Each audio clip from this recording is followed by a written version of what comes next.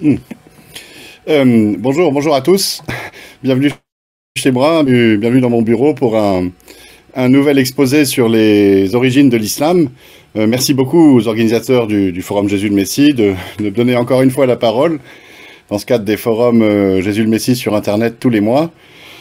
Marc Fromager m'a déjà présenté en expliquant que je faisais un travail de veille, d'étude, de vulgarisation des recherches historiques sur les origines de l'islam, que j'ai publié une synthèse sur le sujet qui s'appelle Le Grand Secret de l'Islam, dont la dernière mise à jour date de l'été dernier, septembre 2020, et que j'ai travaillé pour ça avec le Père Gallet, avec d'autres chercheurs, comme Robert Kerr, comme Habib Tawak, enfin comme quelques autres. Et cette intervention de ce matin est ma cinquième dans le cadre de ces forums mensuels sur Internet. Et elle fait suite, elle s'inscrit dans dans une suite, c'est tout un programme. Elle fait suite aux exposés précédents que j'ai donnés entre décembre, janvier, mars, avril. Une synthèse sur la recherche historique, une synthèse sur le Coran, une synthèse sur la Mecque, une synthèse sur l'émergence du califat que j'ai appelé Jésus dans le proto-islam et qui montrait comment les chefs arabes s'étaient peu à peu pris pour le Messie, en quelque sorte, approprié les pouvoirs messianiques. Et là, aujourd'hui, je voudrais aborder un gros sujet qui est au cœur de la thèse notamment du père Édouard-Marie Gallet, qui est celle de la question de l'existence d'un courant juif aux origines de l'islam. Alors, cette affaire du courant juif aux origines de l'islam, j'y viens maintenant dans cet exposé-ci pour essayer d'éclaircir et de détailler des choses que j'avais déjà évoquées dans des vidéos précédentes. Et puis, vous verrez, j'y reviendrai dans l'exposé. J'ai déjà pas mal travaillé le sujet. Il y a des vidéos déjà sur ma chaîne YouTube. Mais il y a matière quand même à éclaircissement, parce que, effectivement, cette thématique du lien entre judaïsme et islam, elle est au cœur des interrogations de ceux qui se demandent comment l'islam est apparu. Alors, est-ce qu'il y a du judaïsme dans l'islam ? La première chose à voir, c'est que quand on examine l'islam comme il se présente, en fait, on voit déjà une sorte de parenté, ou un cousinage, ou quelque chose avec le judaïsme. On voit des coutumes similaires, on voit la circoncision, par exemple, le concept de viande halal qui ressemble beaucoup à la viande cachère, enfin la viande saignée. Il y a le pèlerinage aussi, faut pas l'oublier, le pèlerinage à Jérusalem était et toujours une grande coutume juive, et le pèlerinage à la Mecque est ô combien une grande coutume musulmane. Plus globalement, on voit des dimensions qui se ressemblent beaucoup dans l'application de la loi divine. Enfin, il y a une loi divine et il y a une dimension d'orthopraxie dans les deux religions. Et puis quand on rentre dans les textes et dans l'islam plus profondément, on voit que l'islam fait référence aux figures de la tradition juive et chrétienne, mais juive pour ce qui nous intéresse. Adam, Abraham, Isaac, Job même, enfin Jacob, Moïse, Salomon, David, Aaron, Jonas, enfin il y a foultitude de figures de la tradition juive, de la tradition biblique qu'on va retrouver dans le Coran, alors de façon peut-être plus ou moins déformée. Et puis derrière, il y a l'explication même de la tradition islamique. La tradition islamique explique que l'islam s'inscrit, alors non pas dans une continuité, mais dans une forme de retour à une religion originelle dont serait issu aussi le judaïsme. Cette religion originelle qu'aurait voulu Dieu pour le monde, qui aurait été l'islam, elle aurait été prêchée par toutes ces figures de la tradition juive que j'ai évoquées. Mais le judaïsme, qui est la religion qui en est ressortie, notamment à partir de Moïse, serait dévoyé de la religion originelle qu'aurait voulu le Dieu de l'islam.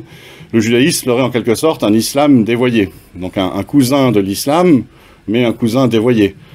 Là-dessus, on peut tout de suite dire que c'est une question de point de vue. L'islam, enfin la tradition islamique estime que le judaïsme est un islam dévoyé. On pourrait dire, avec le point de vue inverse, que l'islam est un judaïsme dévoyé. Et il dit d'ailleurs la même chose du christianisme. On pourrait dire aussi que l'islam dit que le christianisme est un islam dévoyé. On pourrait voir le point de vue inverse. L'islam est un christianisme dévoyé. En tout cas, c'est des hypothèses qu'on peut fouiller. Elles sont tout à fait intéressantes. Et de fait, elles ont été fouillées. Il y a de nombreux observateurs dans l'histoire qui ont essayé d'expliquer que s'il y a ce fond commun justement entre islam et judaïsme, c'est parce que l'islam viendrait du judaïsme, hein, avec un regard chronologique en se disant bah, le judaïsme est apparu avant l'islam, donc l'islam vient forcément du judaïsme, puisqu'il semble lui emprunter tellement de choses. C'est ce qu'avait expliqué, par exemple, Diderot et d'Alembert, enfin du moins l'auteur anonyme de l'article juif dans l'encyclopédie, au XVIIIe siècle, qui classait déjà le mahométanisme, donc la religion de Mahomet, la religion des musulmans, l'islam, dans les branches du judaïsme, hein, au même titre que le christianisme. C'est aussi ce qu'on a vu avec, le travail du père Gabriel Terry, qui a publié sous pseudonyme Anna Zacharias, toute une série de livres dont les premiers avaient pour titre « De Moïse à Mohammed, l'islam, entreprise juive ». Et il posait ainsi l'hypothèse, pour expliquer l'apparition de l'islam, que Mahomet aurait reçu l'enseignement d'un rabbin à la Mecque, et que c'est de là que serait né l'islam. Bon, je peux le dire déjà, c'est faux. Mais enfin, ces livres continuent d'avoir un certain succès, ils sont réédités parce que enfin, il y a des gens qui trouvent un intérêt à expliquer que l'islam serait une entreprise juive. On a vu précédemment, dans les exposés précédents, que c'est pas une entreprise juive en tant que telle, beaucoup plus complexe, que c'est tout un processus. Et que, en particulier, il y a quelque chose qui devrait sauter aux yeux de tous ceux qui prétendraient que l'islam serait une entreprise juive, c'est qu'il y a dans l'islam des éléments très importants qui interdisent de considérer qu'il y aurait une parenté directe avec le judaïsme rabbinique. Et la première de celles-là, c'est que l'islam reconnaît Jésus comme le Messie, et que le judaïsme rabbinique se fonde en particulier, mais pas que, sur le refus de Jésus comme Messie d'Israël. Et puis il y a également dans l'islam la haute estime qu'on trouve pour la mère de Jésus, alors la Vierge Marie pour les chrétiens, Mariam pour les musulmans, et on la défend notamment dans le Coran d'accusations de prostitution que l'on a vu fleurir en milieu rabbinique, hein, dans les Talmuds en particulier. Il y a des versets très clairs en parlant de l'énorme calomnie qu'il prononce contre Marie, les il étant des gens qui sont désignés comme étant des juifs. Donc on voit déjà qu'il y a quelque chose, il y a une sorte de parenté peut-être, mais qu'il faudrait rentrer plus profondément dans l'analyse pour la comprendre, parce que c'est pas si simple que ça, c'est pas une parenté avec le judaïsme rabbinique direct. Là, il faut rentrer donc dans la recherche, et la recherche historique, essayer de comprendre un peu l'histoire du judaïsme en fait, hein. Comprendre que le judaïsme, ce n'est pas que le judaïsme rabbinique. Même si aujourd'hui, les juifs rabbiniques, qui sont l'immense majorité des juifs, hein, il y a quelques autres courants, mais c'est principalement ça, voudraient ramener à eux, on va dire, l'exclusivité de l'héritage du judaïsme. L'historien sait qu'il y a eu des courants juifs, en particulier, il y a eu un judaïsme sacerdotal pré-chrétien, ou avant la destruction du temple, qui était centré donc sur le culte au temple à Jérusalem. Et il y avait des courants divers au temps de Jésus, il y avait justement le parti du temple, il y avait les pharisiens, il y avait les baptistes, il y en avait certainement d'autres. Et puis que le rabbinisme, le judaïsme rabbinique comme on le connaît aujourd'hui, n'est apparu en tant que tel, dans ses formes, qu'après la destruction du temple, après les guerres judéo-romaines, donc à partir du second siècle, et puis qui s'est formalisé dans le temps long de l'histoire, avec l'écriture des Talmuds sur plusieurs siècles, pour donner le judaïsme rabbinique d'aujourd'hui.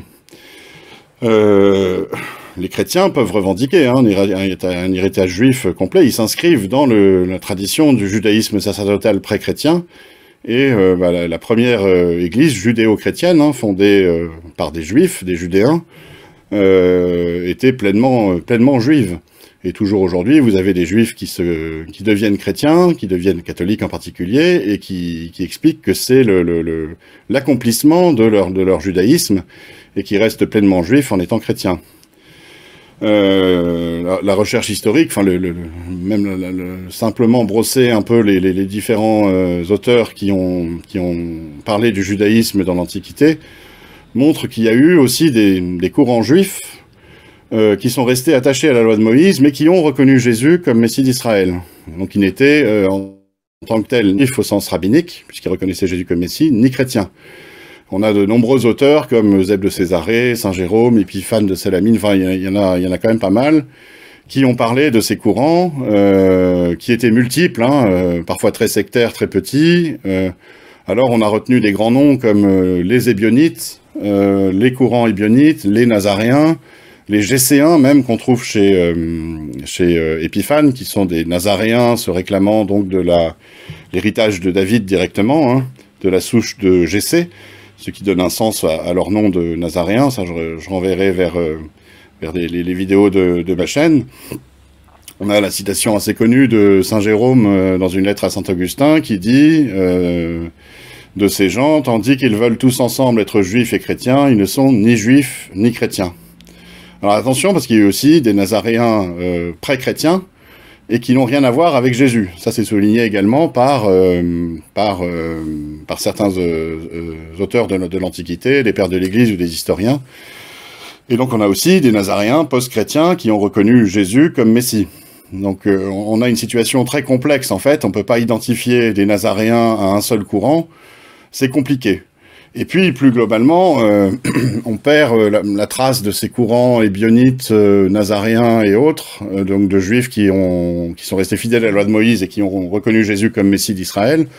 On perd leur trace autour du 5e, 6e siècle. Et donc, uniquement à partir de ces témoignages, expliquer que l'islam viendra de certains de ces courants, c'est pas suffisant, c'est une hypothèse beaucoup trop hardie. C'est pas à partir de ça qu'on peut fonder l'influence d'un courant juif dans l'islam. On peut en avoir des idées, hein, évidemment, mais c'est pas suffisant. C'est d'ailleurs ce que soulignent les historiens qui ne s'appuient que sur ces témoignages-là, éventuellement un petit peu sur ceux de la tradition musulmane en plus. Je pense à Jan van Riet ou concomitamment à Dominique Bernard, sa grosse thèse les disciples juifs de Jésus du 1er siècle à Mahomet, recherche sur le mouvement ébionnite, et puis même le père Édouard Marie-Gallet, hein, qui dans sa thèse Le Messie et son prophète dresse tout un tableau, un inventaire en fait de ces témoignages-là, mais dont on voit qu'en eux-mêmes, ils ne sont pas suffisants à établir une parenté directe, hein, une influence directe d'un courant juif aux origines de l'islam. Pour ça, il faut approfondir la recherche, et c'est ce qui est fait, c'est ce qui a été fait notamment par le père Gallet, et puis c'est ce que je fais avec lui depuis qu'on travaille ensemble, notamment dans cette dernière édition 2020 du Grand Secret de l'Islam.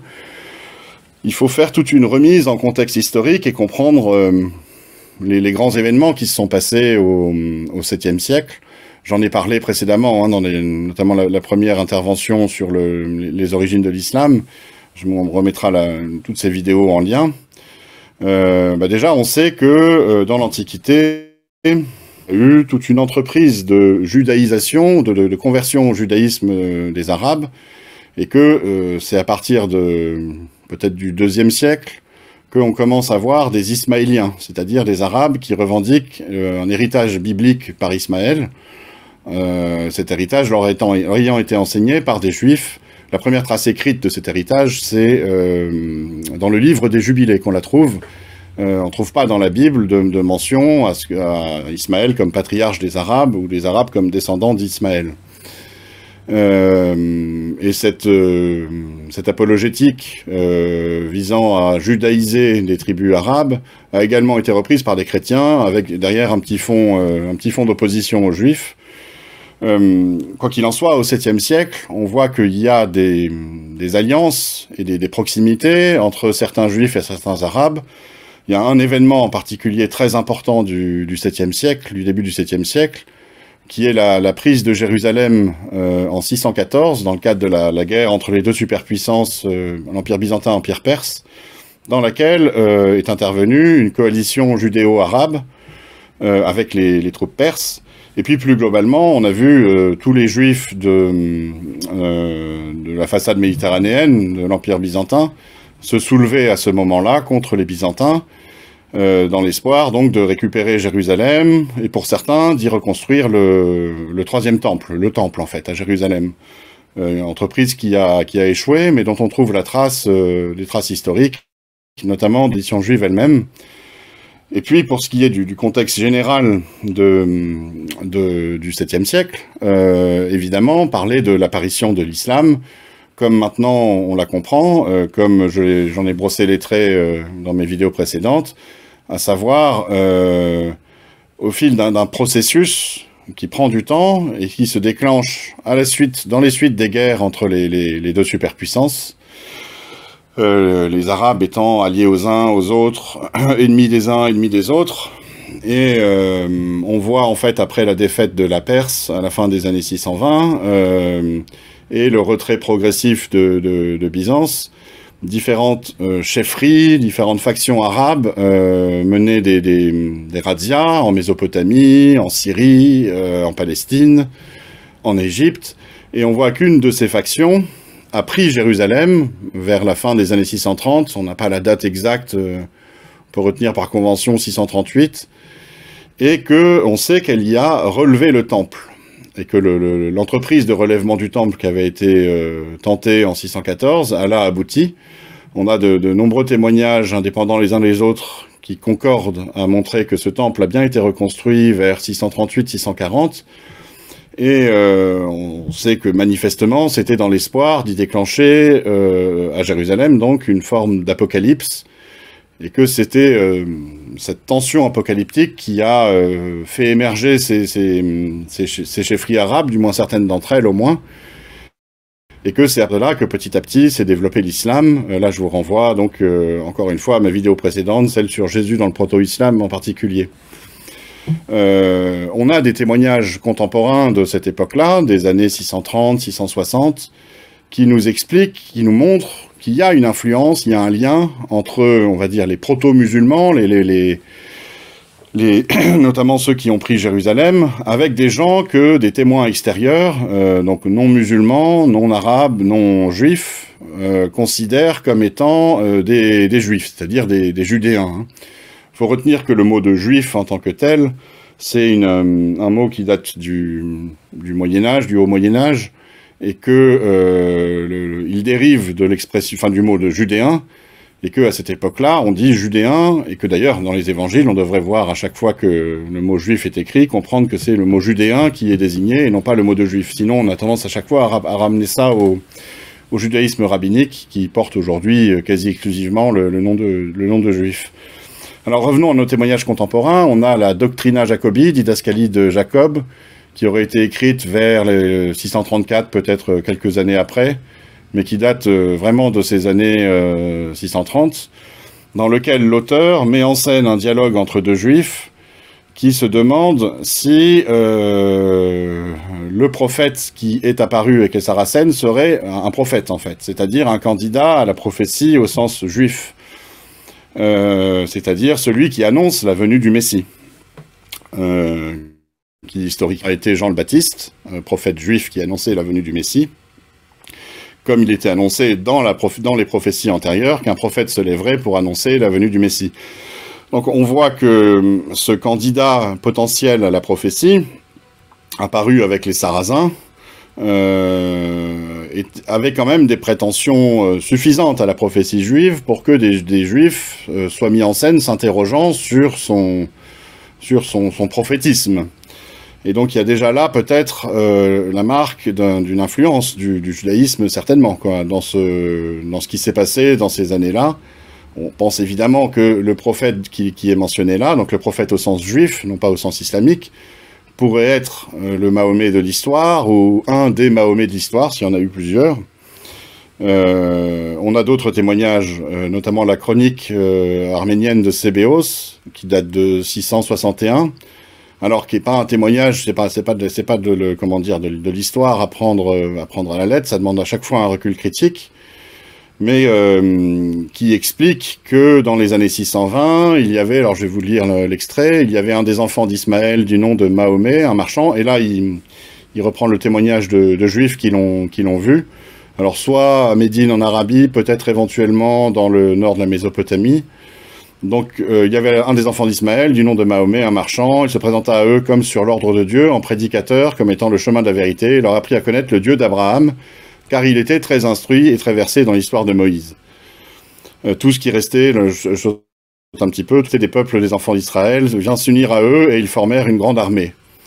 Donc on voit là qu'il y a des liens à la fois pour ce qui pourrait relever de l'enseignement, comment a-t-il été instruit dans l'histoire de Moïse et dans celle du Dieu d'Abraham, Et puis, on voit qu'il y a eu une forme d'alliance aussi, que semble raconter Sébéos. Alors, laquelle exactement, c'est assez confus dans son propos. Est-ce que ça relève des événements de 614 ou d'après?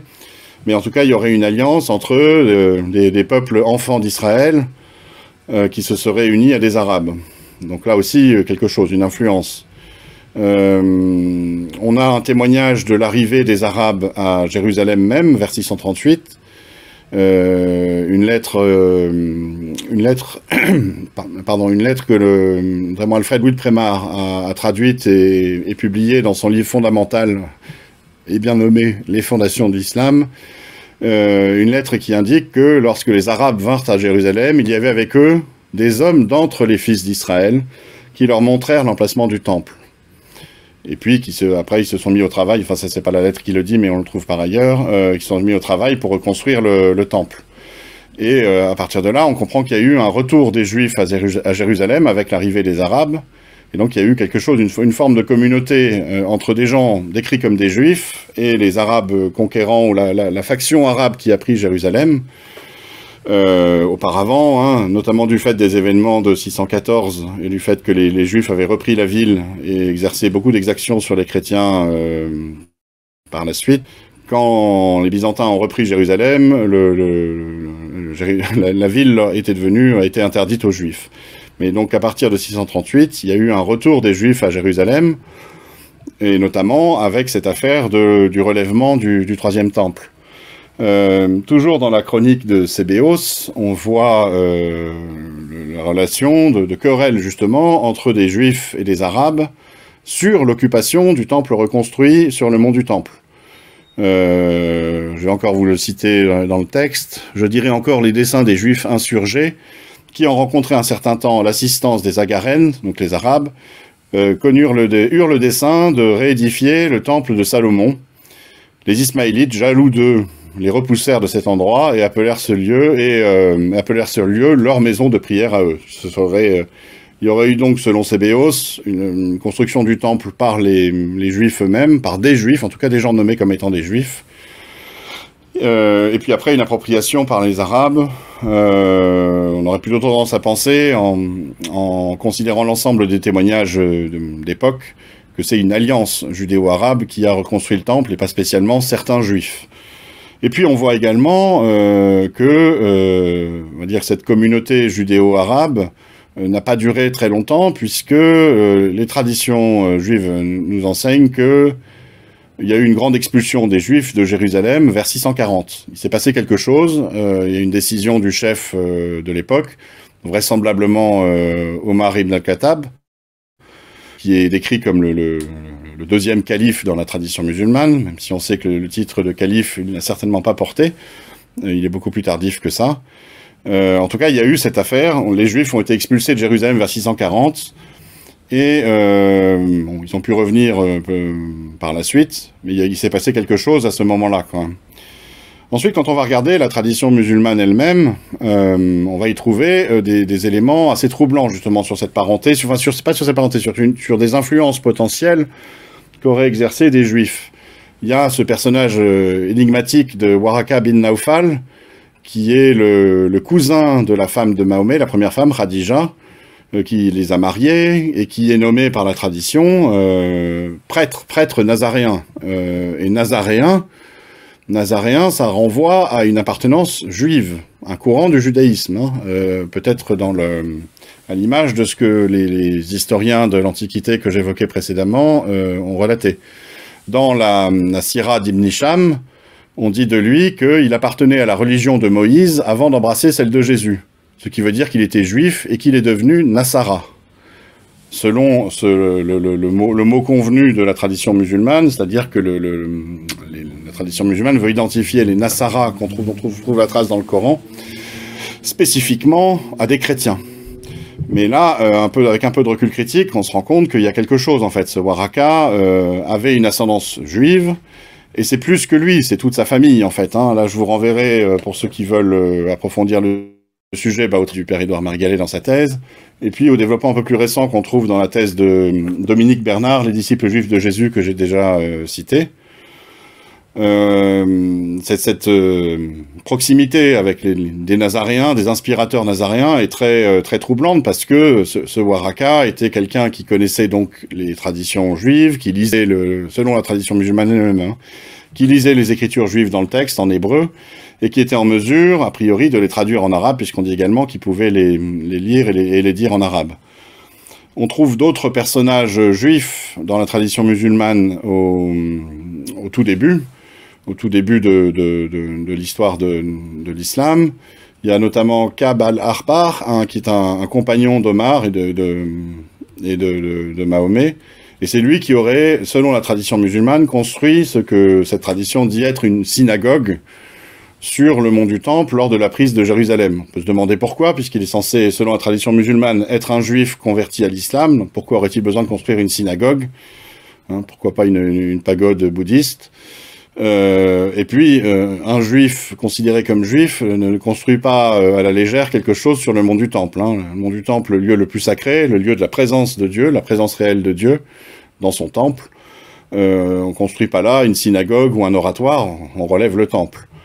Enfin, en tout cas, c'est peut-être une des façons dont la tradition musulmane a déformé, en le conservant, le souvenir du relèvement du temple à Jérusalem. Et puis, plus généralement, dans cette tradition, on trouve tout un ensemble d'affirmations, d'histoires qui montrent combien les premiers musulmans, les proto-musulmans, étaient tournés vers Jérusalem. Hein. Il y a eu une sorte de rôle central de Jérusalem aux origines de l'islam. Donc Jérusalem, le haut lieu des Juifs. Alors, évidemment, il y a cette affaire de la Qibla, la direction de la prière tournée vers Jérusalem selon la tradition musulmane. Il y a toutes les traditions sur le rocher de Jérusalem, hein, le rocher qui est l'affleurement du mont du temple, du mont Moria, et que l'on retrouve, qu'on le voit toujours maintenant dans le dôme du rocher, où ce rocher affleure au milieu du dôme qu'a construit Abd al-Malik vers 692.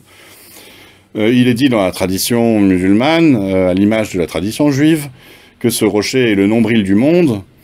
Et puis, on sait également que dans la tradition juive, il s'agit du lieu d'Abraham en particulier. Hein. C'est là que Abraham, selon la tradition juive, aurait tenté le sacrifice d'Isaac avant que son geste ne soit retenu. Et on avait vu dans la vidéo précédente sur la Mecque que les différentes mentions à Abraham et au sacrifice dans le Coran ne désignent pas la Mecque, mais en fait Jérusalem. Hein.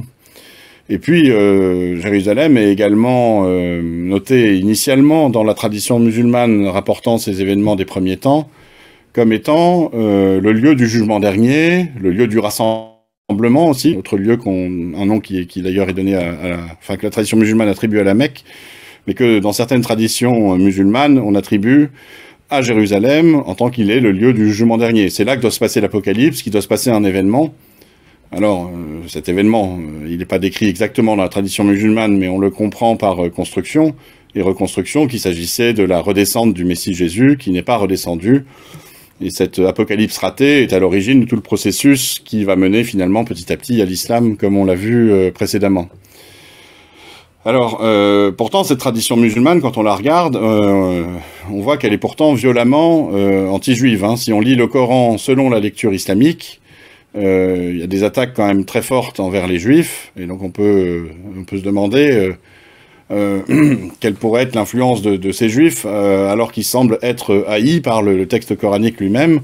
En tout cas, cette lecture islamique, elle retient beaucoup de musulmans de trouver dans le Coran la trace justement de l'influence d'un courant juif. Bon, tout ça, c'est la lecture orientée par la tradition, hein, dont on a vu, notamment grâce au père Henri Lamince, et puis après, beaucoup de travaux par la suite, combien, en fait, cette tradition n'est pas une tradition à vocation historique, mais qu'elle est une tradition exégétique, en fait. Hein. Elle est en elle-même une affirmation de la religion musulmane. Elle sert à expliquer le Coran selon ce que l'islam veut lui faire dire, et ce qui, derrière, sert de fondation à l'islam directement. Même qu'on trouve dans le texte coranique des concepts, des idées qui sont juives.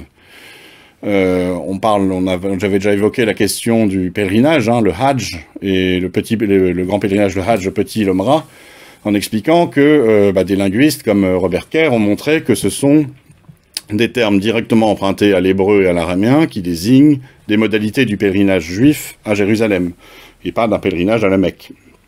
Puis il y a également tout un vocabulaire théologique et religieux qui est directement emprunté à l'araméen, alors qui pourrait venir de juifs ou de courants juifs, qui pourrait aussi venir d'influence chrétienne, hein, syriaque évidemment. Mais là, petit à petit, vous voyez bien qu'on se dessine vers l'influence d'un courant juif qui a reconnu Jésus comme Messie, et donc qui peut avoir une relative proximité, avec les concepts chrétiens. En fait, cette influence d'un courant juif, on ne pourra l'établir vraiment qu'avec un travail de fond sur le texte coranique. En menant dessus ce que j'ai appelé une exégèse globale, travail qui a été commencé par les pères Antoine Moussali et Édouard Marie-Gallet, en particulier dans la thèse du père Édouard Marie-Gallet, et puis qui se poursuit un petit peu avec le père Édouard Marie-Gallet et moi. On a en chantier un gros article qui va formaliser complètement cette exégèse globale du texte coranique, et la présenter au monde académique de manière plus directe qu'elle n'a été sa thèse, et puis qu'elle n'est faite aussi un petit peu en partie dans le grand secret de l'islam.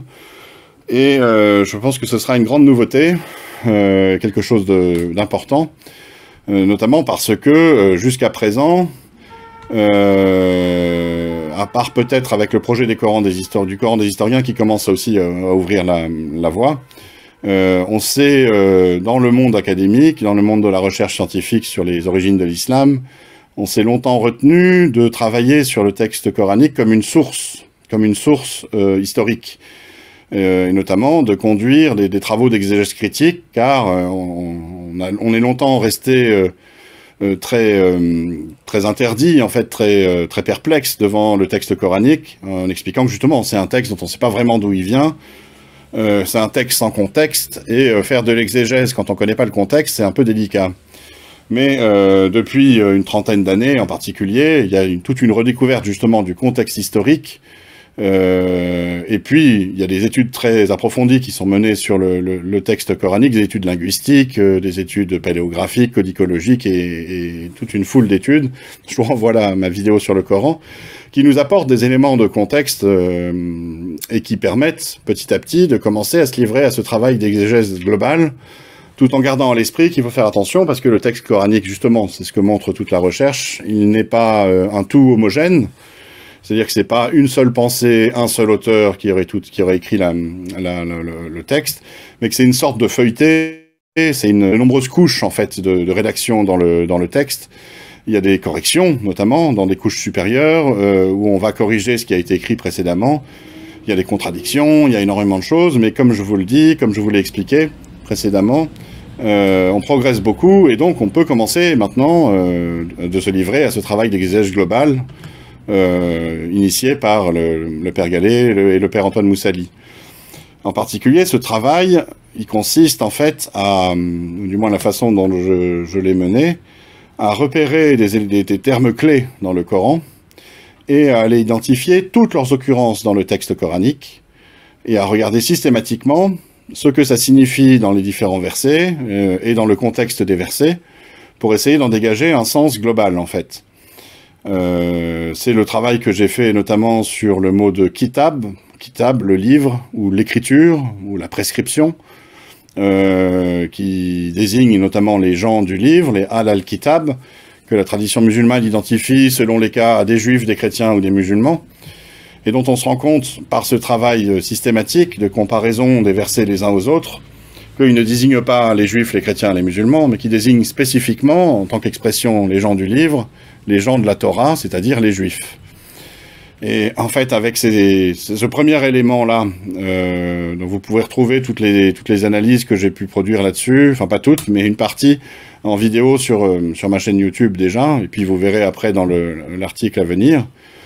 Enfin, en tout cas, une fois qu'on a identifié que les gens du livre, les gens de la Torah, on peut reprendre la lecture du texte coranique et poursuivre cette exégèse en arrivant comme ça à mieux comprendre d'autres termes clés, en particulier le terme de koufar, kafirun, qui étymologiquement ne veut pas dire mécréant ou infidèle, comme le dit la tradition musulmane, ça c'est un sens dérivé, mais qui premièrement, étymologiquement, signifie ceux qui recouvrent, les recouvreurs.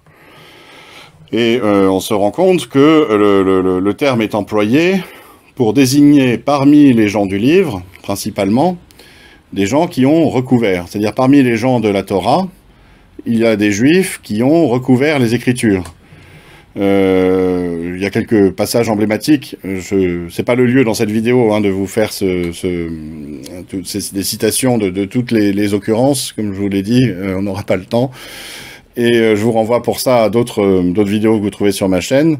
Mais on peut quand même aller regarder ce qui est dit dans la sourate 4 au verset 153 et suivant, où il est dit « Les gens du livre te demandent de leur faire descendre du ciel un livre.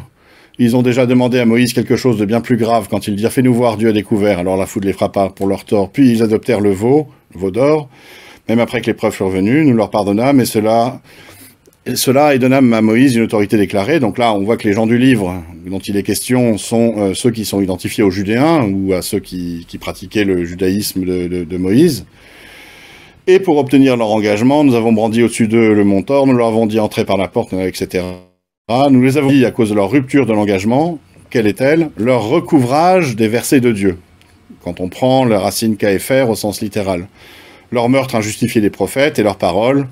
Nos cœurs sont voilés et imperméables. En réalité, c'est Dieu qui a scellé leur cœur à cause de leur recouvrage, donc leur mécréance selon la tradition musulmane, mais le fait qu'ils aient recouvert, car ils ne croyaient que très peu.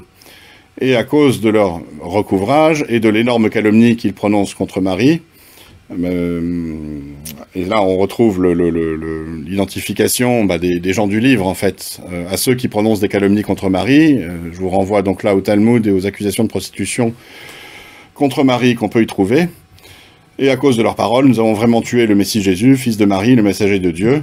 Alors, verset 457, très particulier parce que la tradition musulmane veut y voir la preuve que Jésus n'aurait pas été crucifié. Je ne vais pas rentrer dans ce débat-là ici, mais je pense que c'est pas le cas. Quoi qu'il en soit, ce passage-là montre bien que les gens du livre en question, ce sont des Judéens, et des Judéens avec un recouvrage qui les empêche de considérer Jésus pour ce qu'il a été, et qui, au contraire, les a poussés à vouloir le tuer.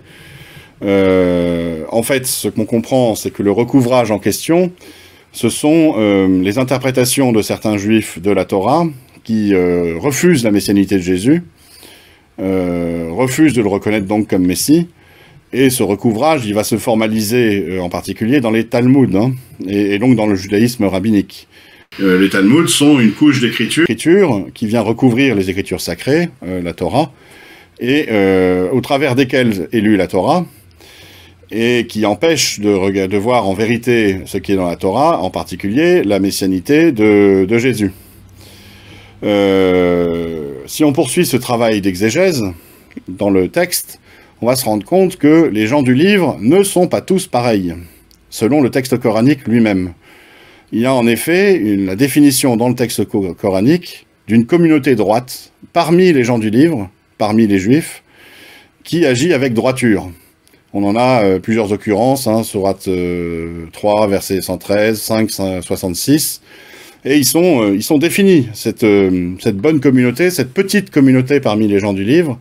C'est un tout petit nombre, c'est le petit nombre d'entre eux qui n'a pas trahi la Torah, ça c'est au verset 13 de la sourate 5.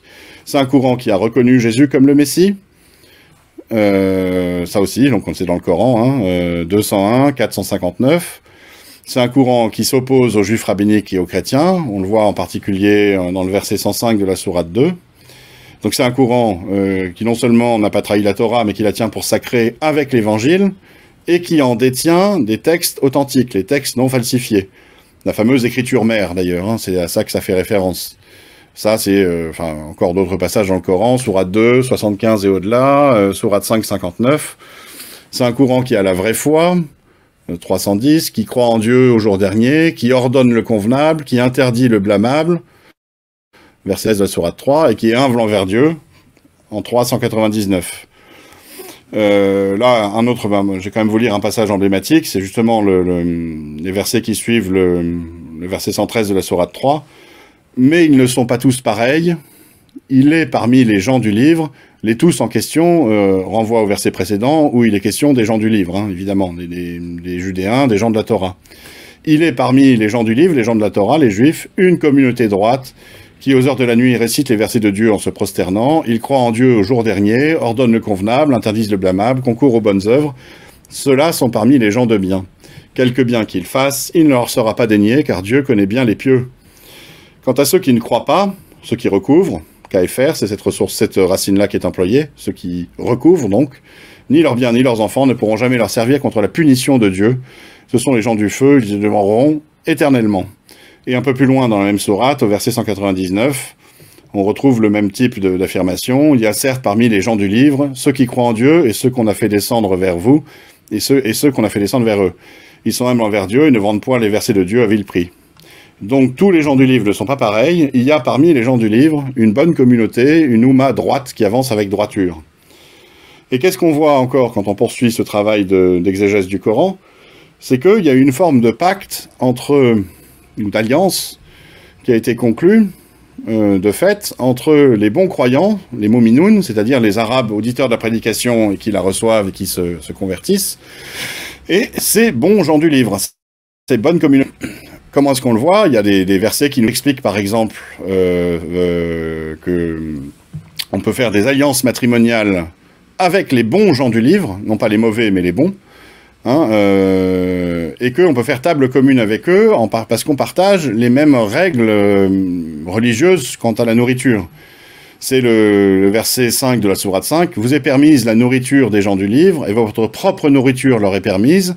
Les femmes vertueuses, et vous sont permises les femmes vertueuses d'entre les croyants et les femmes vertueuses d'entre les gens qui ont reçu le livre avant vous. » Et ces gens-là ne sont certainement pas les chrétiens, hein, puisque on voit par exemple au verset 3 de la sourate 24 que le fornicateur n'épousera qu'une fornicatrice ou une associatrice, c'est-à-dire une chrétienne, et la fornicatrice ne sera épousée que par un fornicateur ou un associateur, c'est-à-dire un chrétien, et cela est interdit aux croyants. Donc on voit qu'il y a dans le texte coranique une injonction à former des alliances matrimoniales et à établir une forme de communauté de vie, à minima, en partageant la table. Ce qui est le b.a.-ba, hein, anthropologiquement, de la société, en fait. On voit également qu'il y a une forme d'enseignement religieux, on va dire juif, ou inspiré par le judaïsme, qui est donné à ces croyants. Et toujours dans cette sourate 5, on voit le prédicateur qui parle et qui dit « Aujourd'hui, j'ai parachevé pour vous votre justice », qui peut être traduit par religion, mais c'est justice, c'est-à-dire l'ensemble des règles religieuses qu'il faut appliquer pour être un juste, et j'ai accompli sur vous mon bienfait. Et le bienfait et les règles de religion dont il est question, elles sont détaillées précédemment, ce sont tout l'ensemble des règles alimentaires qui sont prescrites par le prédicateur aux auditeurs de la prédication, et qui sont des règles alimentaires directement adaptées des rites juifs de la cachéroute. On trouve d'autres enseignements de type juif, des enseignements dans le Coran sur le lieu d'Abraham en particulier, sur le Hajj, sur les rites du pèlerinage à Jérusalem, le Hajj. Ça, je vous renvoie à ma vidéo sur la Mecque. On trouve la mention d'une alliance entre Abraham et Ismaël pour relever le temple et pour le purifier. Verset 125 de la sourate 2, « Nous confiâmes à Abraham et à Ismaël ceci, purifiez ma maison, mon temple, hein, le temple de Jérusalem, pour ceux qui tournent autour, ils font retraite pieuse, s'y inclinent et s'y prosternent. » Et à la sourate 2 versets plus loin, sourate 2 verset 127, « Alors Abraham relèvera », le verbe est conjugué à l'inaccompli, c'est-à-dire au futur, et non pas au passé, comme veut le faire croire la tradition musulmane. « Alors Abraham relèvera les assises provenant de la maison, relèvera le temple à partir de ses fondations, donc, avec l'aide d'Ismaël. » Derrière, tout ça, ça pointe vers un projet global de prise de Jérusalem, et c'est ce qu'on voit se dessiner dans le texte coranique. À partir de là, on peut se poser la question alors, mais qui sont les Nassaras du Coran? Spécifiquement du Coran, hein. Je ne parle pas des Nazaréens de l'Antiquité, décrits par les pères de l'Église ou les historiens, mais des Nassaras du Coran, à partir de ce travail qu'on vient de conduire.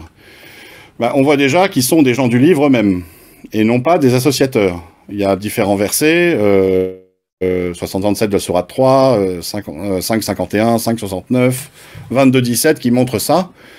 Et on voit aussi que ce sont des gens du livre, mais qui sont différents des autres juifs, des autres gens du livre. Ils sont placés à part. Est-ce que ce serait eux, par la fameuse bonne communauté, parmi les gens du livre qu'on a évoqué? Ils sont décrits comme des amis. En 5,82, tu trouveras certainement que les ennemis les plus acharnés des croyants sont les juifs, et ceux qui associent, donc les chrétiens. Et tu trouveras certes que les plus proches des croyants sont ceux qui disent « nous sommes nazaréens ». Mais ils sont aussi décrits comme étant des ennemis dans le texte. En 5,51, « Oh les croyants, ne prenez pas pour alliés les juifs et les nazaréens, ils sont alliés les uns des autres. Celui qui d'entre vous les prend pour alliés devient un des leurs. Dieu ne guide certes pas les gens injustes. Ils seraient des gens injustes. » Là, il y a une contradiction apparente dans le texte qu'on ne peut pas résoudre en expliquant que tout se passerait dans une même unité de temps. On est obligé de considérer, et c'est d'ailleurs ce que fait la tradition musulmane elle-même avec la Sira, que ces versets n'ont pas été écrits et ne correspondent pas à des situations qui se passent au même moment. Et donc ça décrit une évolution du rapport des bons croyants avec les Nazaras. Ils étaient des ennemis, ils étaient des amis à un temps et ils sont devenus des ennemis. Et d'ailleurs, c'est presque explicite dans le Coran, puisqu'on trouve la mention d'un pacte qui a été rompu par les Nazaréens. Au verset 14 de la Sourate 5, on dit d'eux, et de ceux qui disent « nous sommes Nazaréens, nous avons pris leur engagement, un pacte a été conclu, mais ils ont oublié une partie de ce qui leur a été rappelé, nous avons donc suscité entre eux l'amitié et la haine jusqu'au jour de la résurrection, et ainsi de suite. » Donc il y a une rupture d'un pacte ou d'une alliance entre les Nazaréens et les bons croyants. Donc de là, on commence à comprendre, grâce au texte coranique, qu'est-ce qui s'est passé en fait. De fait, dans le texte coranique, on a donc une preuve formelle de l'existence d'un courant juif, issu des gens du livre, et qui est allié un temps aux bons croyants, aux Mominoun. Et c'est le texte coranique lui-même qui définit ce courant. Ce sont les Nazaréens du Coran. Et on sait donc par le texte coranique que ce courant existait au 7e siècle, et puis par recoupement avec les éléments historiques dont on a parlé précédemment, par exemple la querelle entre les Juifs et les Arabes à Jérusalem, l'expulsion des Juifs par les Arabes de Jérusalem en 640, que ça renvoie à des événements qui se sont passés donc. On veut dire que le texte coranique renvoie là à des événements, à une alliance qui a eu cours au moins jusque 638-640. Et qu'il y a une rupture de cette alliance après. Alors après 640, peut-être qu'elle a perduré, il faut laisser ouvertes toutes les hypothèses. Mais en tout cas, on a la preuve formelle de l'existence d'un courant juif allié aux bons croyants dans le Coran. Ce sont les Nazaréens du Coran. Alors la question derrière, évidemment, c'est ils s'appellent Nazaréens. Est-ce qu'il n'y a pas un lien avec les Nazaréens, les multiples courants nazaréens, voire ébionites, qu'on a décrits dans l'Antiquité? Comment est-ce qu'on peut les replacer dans ces mouvements?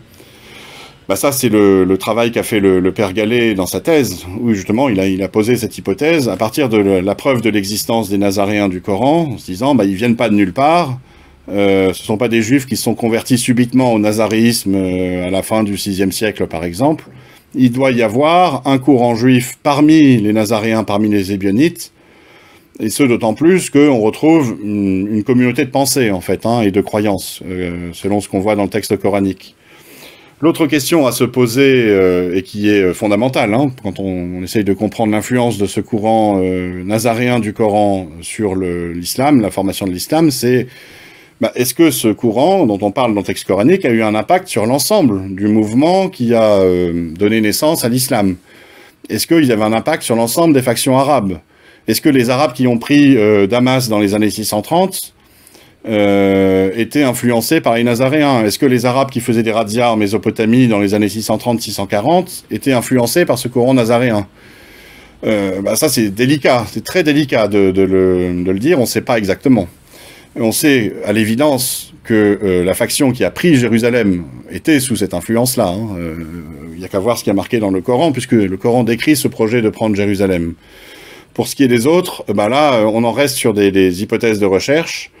Moi, j'ai évoqué dans mon livre Le Grand Secret de l'Islam, et j'en ai parlé précédemment, de la thématique des faux prophètes, c'est-à-dire le fait qu'il existait avec Mahomet, autour de Mahomet, d'autres mouvements de prophétisme armés, et que certains d'entre eux, si on en croit l'étymologie de leur nom, avaient peut-être un lien avec des Nazaréens.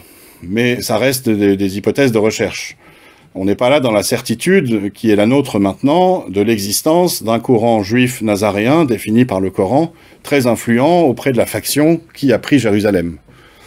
Bon, cette influence, en tout cas, elle est aussi certaine sur le Coran, le texte coranique lui-même. La question derrière, c'est quelle est l'influence du Coran sur la formation de l'islam, comment s'est constitué le Coran. Est-ce que ce sont des textes ou des récitatifs qui étaient partagés dans toutes les factions arabes, hein, de la Mésopotamie à Jérusalem, à l'Égypte, à Damas, à l'Arabie? Est-ce que ce sont des prédications qui sont principalement, qui émanent principalement de la faction qui commandait Jérusalem? Là, également, il faut poser des hypothèses, il faut travailler en historien. C'est ce que j'ai essayé de faire et c'est ce que j'ai essayé de synthétiser dans la vidéo sur le Coran à laquelle je vous renvoie. Enfin, quoi qu'il en soit, on peut répondre à la question de l'exposé. Oui, il y a bel et bien un courant juif aux origines de l'islam. Alors, peut-être pas aux origines de l'ensemble de l'islam, mais on sait qu'il a exercé une influence certaine sur des événements entre 600 et 640, et ce sont les Nazaréens du Coran. Alors, de là, pour conclure, le père Gallet a posé l'hypothèse que ces Nazaréens du Coran se rapportaient à des juifs ayant reconnu Jésus comme Messie remontant au 1er siècle. Et de fait, pour distinguer ces Nazaréens du Coran des autres Nazaréens qui sont décrits dans l'Antiquité, par les historiens, il les a appelés judéo-nazaréens. Et il les replace parmi ces courants-là, au sein de ces courants-là, mais passés relativement inaperçus. Cette découverte, en tout cas, de l'existence de ce courant juif, comme on vient de le définir, hein, un courant juif qui était très influent auprès de la faction qui a pris Jérusalem, c'est quand même une découverte fondamentale pour comprendre ce qui s'est passé à cette époque-là. Hein. Ça permet de comprendre mieux quelle était l'attente apocalyptique, que j'ai déjà évoquée, pourquoi, en fait, cette faction était si volontaire pour prendre Jérusalem, qu'est-ce qu'il y avait à Jérusalem, et donc derrière d'imaginer quel était le rôle du Messie, hein, de l'attente du Messie, comprendre que toute cette attente apocalyptique, elle était fondée sur l'espérance que le Messie allait redescendre physiquement en Jérusalem et qu'il allait se passer des choses, et que peut-être le royaume de justice allait être établi par le Messie de Dieu lui-même.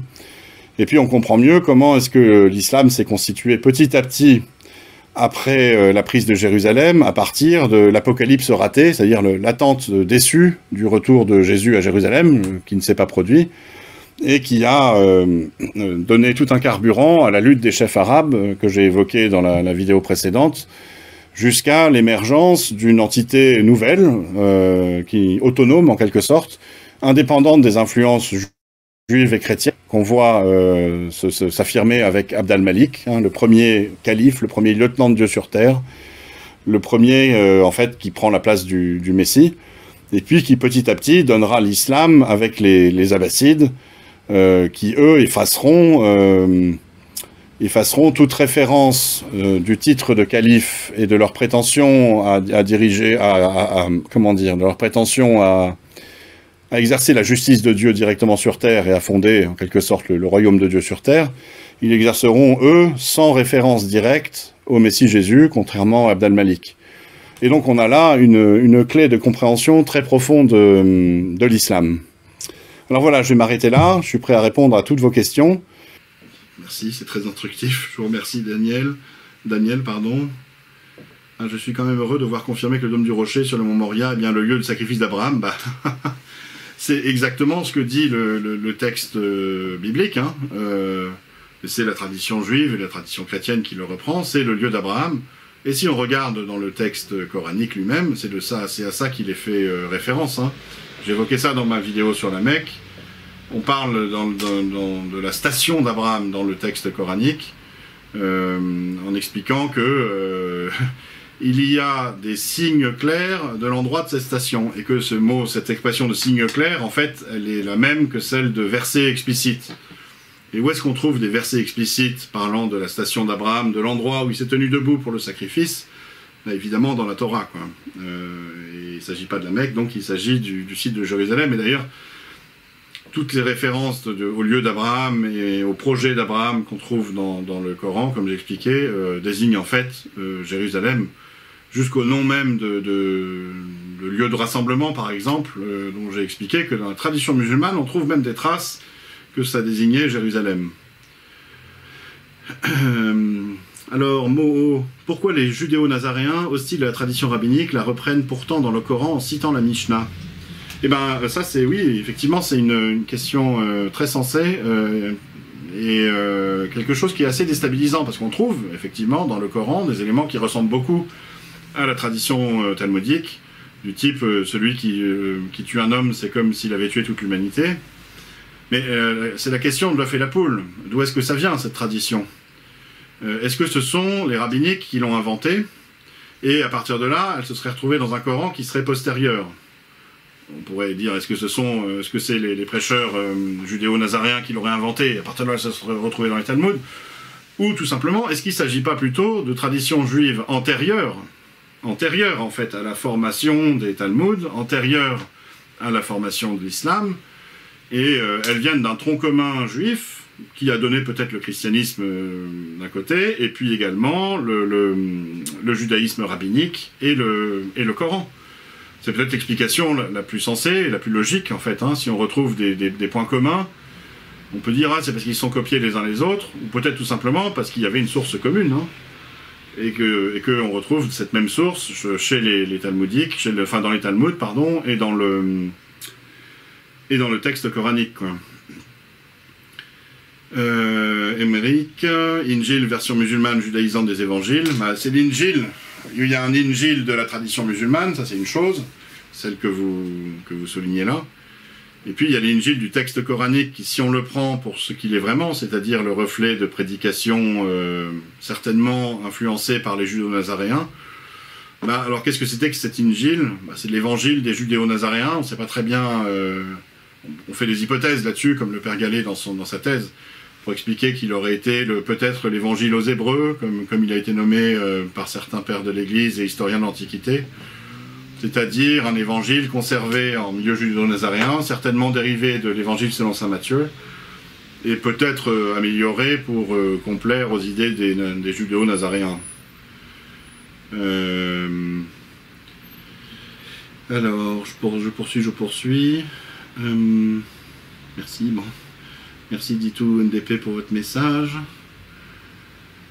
J'ai écouté une vidéo de comprendre le Coran. Vous étiez mentionné sur le fait que vous ne développez pas assez en ce qui concerne Petra, qui normalement est le vrai lieu à la place de la Syrie. Ah oui, comprendre le Coran, oui. Oui, c'est une chaîne YouTube. Je connais l'auteur d'ailleurs de cette chaîne. Je l'ai rencontré quelques fois. Bah écoutez, s'il n'est pas assez content parce que je ne développe pas assez sur Petra, c'est peut-être qu'il n'y a pas matière à développer tant que ça. Hein. Enfin, pour ma part, j'estime que on fait une espèce de bourde en prenant la tradition musulmane telle qu'elle, en expliquant, bah oui, l'islam est bien né dans un endroit par un prophète, il y a donc une ville des origines avec une sorte de révélation, et donc cette ville ce serait la Mecque, et puis on dit, bah non, c'est pas la Mecque, c'est Petra. Mais ça marche pas comme ça. On a compris dans un travail historique beaucoup plus profond que l'islam n'est pas apparu à un endroit, que ce soit la Mecque, Petra ou ailleurs, mais qu'il est le fruit d'un processus qui remonte à très loin. Hein. Et si on prend le courant judéo-nazaréen en compte, on voit que ça remonte à des siècles et des siècles avant le 7e siècle. Hein. Ça remonte aux espérances juives, quasiment dans le monde pré-chrétien. Et puis qu'après, l'islam qui commence de se former à partir du 7e siècle, c'est une suite d'événements où déjà la Mecque n'est pas, au début, n'existe pas. Donc il n'y a pas cette centralité à la Mecque. Mais surtout, on voit qu'il se passe des choses à Jérusalem, beaucoup de choses à Jérusalem, et puis après, il se passe des choses à Damas, avec le chef arabe à Damas, puis les califes à Damas. Il se passe énormément de choses en Perse, au 7e siècle, hein. Il y a tout le développement des Alides notamment, et puis après il y a les Abbassides qui établissent leur capitale. Et de fait, si on veut vraiment trouver la ville des origines de l'islam, bah c'est Bagdad, le Bagdad des califes abbassides. C'est ça, la ville des origines de l'islam. Et puis, alors, il y a Petra là-dedans, mais Petra a un rôle, certainement, mais pas le rôle de, comment dire, de lieu des origines. Il n'y a pas de lieu des origines en tant que tel, quoi. Il y a des lieux d'origine, si on veut. Il y a les différents lieux d'implantation des judo-nazaréens, tous les endroits où il y a des Arabes implantés également, les routes caravanières, il y a les influences éthiopiennes, il y a les influences perses, il y a enfin bon, c'est beaucoup plus large que Petra ou que la Mecque, en fait. Il n'y a pas vraiment de lieu des origines. Sur le fait qu'Abraham serait le premier musulman, bah oui, c'est ce que a développé la tradition musulmane après, en se focalisant sur l'abrahamisme, en fait, pour expliquer que les Arabes seraient une sorte de nouveau peuple élu. Tout ça, c'est de la théologie qui a été inventée petit à petit à partir peut-être du 8e siècle, et certainement bien au-delà, pour faire de l'islam une religion en soi. Au 7e siècle, il n'y a pas de musulmans, on ne parle pas de musulmans au sens de l'islam. Hein. Et Abraham, il est mis en avant dans les prédications judéo-nazaréennes comme étant important parce qu'il a deux fils, Isaac et Ismaël, et qu'on veut de toute force rattacher les Arabes à Ismaël pour les raccrocher au projet judéo-nazaréen. Alors, Eugénie, est-ce que la filiation à Israël s'inscrit dans la tradition antique de s'intégrer à une famille illustre ou à une descendance divine? César se disait descendant d'Aîné le Troyen. Enfin, on n'est pas vraiment dans les mêmes mondes, là. Hein. César, on est en Occident. Moi, je vous parle d'affaires assez orientales, même s'il y a des liens avec l'Occident, on est à la frontière. Mais on est dans le monde sémitique. Oui, enfin, c'est pas une tradition antique en soi de dire que de vouloir rattacher les Arabes comme peuple élu à Ismaël, justement. Enfin, c'est un argument d'apologétique. Ça marche toujours d'ailleurs aujourd'hui. Hein. C'est pas si antique que ça, quoi. C'est même très moderne. Il y a tout un développement de l'apologétique musulmane sur le fait que les Arabes seraient la descendance qui est promise à Ismaël dans le texte biblique. Mais bon, le texte biblique ne peut pas se lire comme s'il était le texte coranique. On est là dans des environnements complètement différents. C'est faire un littéralisme complètement stérile que de vouloir appliquer cette lecture coranique au texte biblique. Bon, ok. La régie signale que je serai à 13h sur le stand d'écho, effectivement. J'ai pris évidemment un peu plus que la demi-heure qui était celle du contrat initial. Enfin, je vais prendre la dernière de Dora. Dora, ce que je trouve dommage, c'est que les médias lourds ne donnent pas la parole à des personnes comme vous, mais donnent la parole à des clowns. Écoutez, bon. Il y a des gens pour dire que je suis un clown aussi, hein, donc bon. Peut-être qu'avec ça, j'aurai peut-être un espoir de passer dans les médias lourds, comme vous le dites. Il y a quand même quelque chose qui change là avec le Coran des historiens, où on voit que de plus en plus dans le monde de la recherche académique, il faut dire que moi, comme j'ai pas de titre universitaire, bon, j'ai fait quelques études d'histoire, mais c'est pas suffisant. J'ai pas de titre universitaire à faire valoir là-dessus, et puis c'est pas ma vocation. Hein, moi, je parle au grand public. Donc forcément, dans un monde où tout doit être régi par la crédibilité, le fait d'avoir des titres, c'est pas forcément moi qu'on va inviter, mais on invite maintenant un petit peu quand même des gens comme Guillaume Di, Mohamed Ali Amir Mouedzi, Muriel Debier, d'autres, qui petit à petit, avec tout le sérieux de leur diplôme universitaire, pour pas que je sois pas moi-même, hein, commencent à arriver sur ce que je dis. Tout simplement, hein. On se retrouve, hein.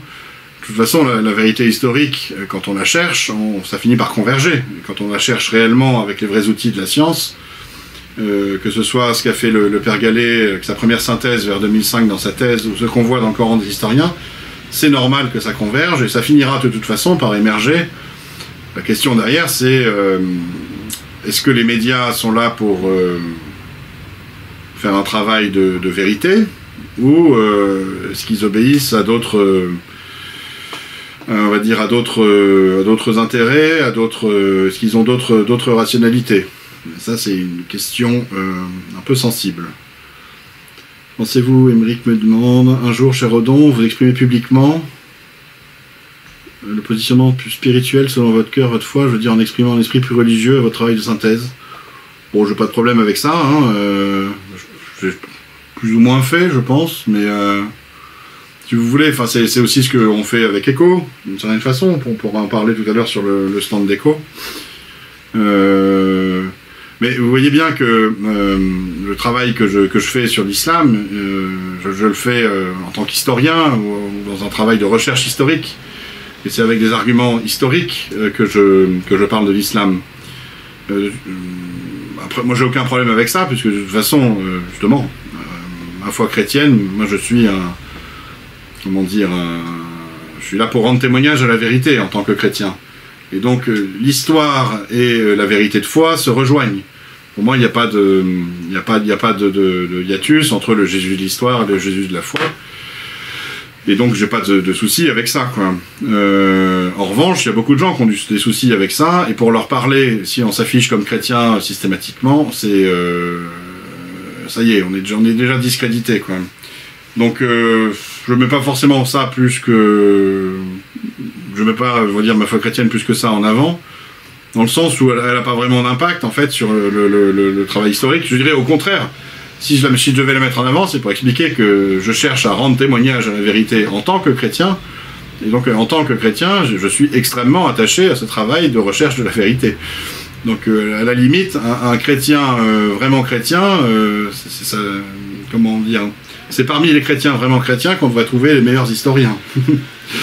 Parce qu'ils ont un souci de recherche de la vérité qui est profondément ancré en eux, quoi. Les musulmans se prennent pour le nombril du monde, hein, Dora Dora. Oui, il n'y a pas que, hein. Tous ceux qui pensent détenir la vérité, justement, se prennent pour le nombril du monde. Les chrétiens ne détiennent pas la vérité, hein.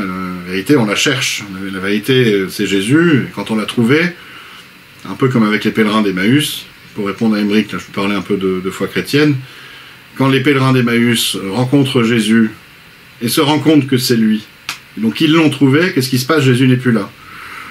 Donc ils ne le détiennent plus, en quelque sorte. Et la façon de le retrouver, c'est d'aller en parler aux autres. C'est ce qu'ils font immédiatement, ils retournent à Jérusalem pour en parler aux 12. Donc non, les chrétiens ne détiennent pas la vérité, ils la cherchent, et ils aident le monde à la chercher, à la trouver peut-être, et voilà. Kabyle catholique, la politique n'a pas vocation de chercher la vérité, mais d'assurer la gestion du pays dans sa diversité. L'islam sera détruit par les témoignages d'ex-musulmans, notamment qui subissent des menaces. Oui, peut-être. Après, oui, le politique au sens noble de la chose, hein, n'a pas vocation de chercher la vérité ou de la dire, mais il se trouve qu'on est maintenant dans des systèmes qui sont soi-disant laïques, c'est-à-dire qui ne se soucient pas de religion, mais qui sont en fait puissamment religieux, depuis les Lumières et la Révolution française en France, plus généralement en Occident. On a voulu mettre la religion à l'écart en expliquant qu'elle n'avait pas voix au chapitre, pour mieux en fait investir son champ. Et le pouvoir politique depuis est religieux. Il est politique et religieux en même temps, dans le sens où c'est un pouvoir qui n'est pas neutre en matière religieuse, loin de là, c'est un pouvoir qui dit le bien et le mal, et qui en même temps en plus agit en conséquence, quoi. Voilà, si ce sujet vous intéresse, je vous renvoie au livre que j'ai écrit avec le père Michel Viau, La laïcité, mère porteuse de l'islam. Votre raisonnement par questions successives rend très limpide votre recherche. Merci Ditou NDP. Très passionnant de vous écouter. Je n'ai pas de questions car vous me nourrissez suffisamment. Mais écoutez, merci bien. Et s'il n'y a plus de questions, je vous propose d'en rester là. Je vous remercie tous pour votre attention. Hein, et puis, je reste disponible pour répondre à vos questions. Plus généralement, hein, vous savez comment me joindre par mes réseaux sociaux, les vidéos, Facebook et autres, et Twitter. À bientôt, chers amis.